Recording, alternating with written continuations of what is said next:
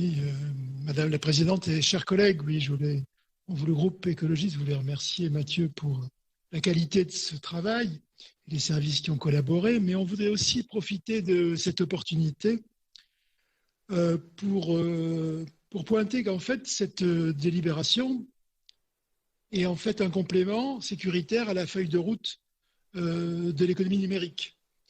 Et là, nous trouvons un focus qui est assez limité aux risques économiques encourus par l'entreprise. Et nous voudrions faire quelques remarques sur l'approche politique qui a été adoptée. En fait, la position sur le numérique, elle semble assez résignée en quelque sorte, puisqu'elle se borne en fait à constater dans le préambule que la transformation numérique de la société est inéluctable du fait de la dépendance aux systèmes d'information et aux réseaux de communication.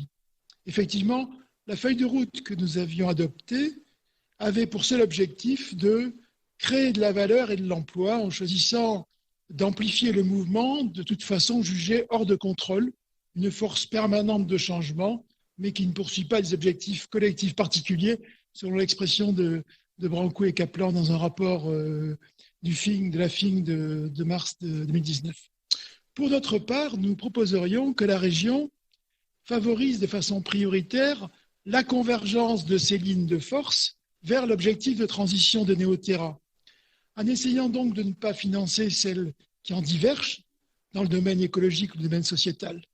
Nous réclamerions donc d'ajouter à la feuille de route du numérique, qui est d'ailleurs une curieuse feuille de route, qui, plutôt que d'indiquer une direction, se propose seulement d'y aller plus vite. Nous proposerions d'ajouter un volet, plutôt une boussole, qui pointerait vers Néoterra. On y prendra en compte en fait quoi ? La capacité de chaque projet à diminuer l'empreinte écologique directe, par effectivement la partie économie d'énergie, matières recyclables, etc., mais aussi induite.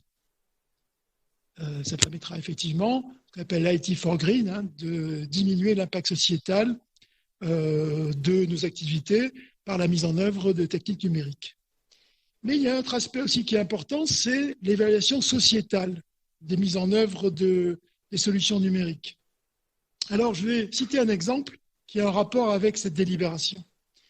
C'est l'impact sociétal qui est celui du vol des données individuelles.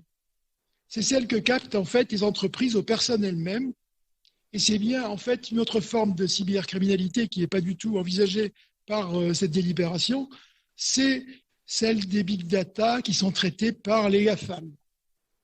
La protection, vous savez que, mes chers collègues, la protection qui est prévue par la RGPD implique qu'on ne peut obtenir des données que pour une finalité particulière, pour une durée limitée qui est liée à cette finalité, et auprès d'un utilisateur éclairé et consentant. Or, le fonctionnement actuel des big data, c'est un modèle économique exploité par les GAFAM. C'est basé sur du data mining, sur du profilage, mais en fait, son objectif il est tout à fait inverse à la protection des données individuelles, puisqu'il s'appuie sur la collecte du maximum de données sans objectif précis, donc quel que soit leur contenu, pour les conserver absolument indéfiniment et les réutiliser pour n'importe quel usage. Ce qui est encore plus grave, c'est que ces données sont partagées par des transnationales, sans aucun contrôle supranational, et ces gigantesques quantités de données sont utilisées pour des logiques commerciales et potentiellement de surveillance en plus, ce qui fait qu'en fait nous affrontons avec les GAFAM le plus grand danger qui a jamais pesé sur les libertés individuelles au cours de ce XXe siècle, parce qu'effectivement le numérique structure complètement la société.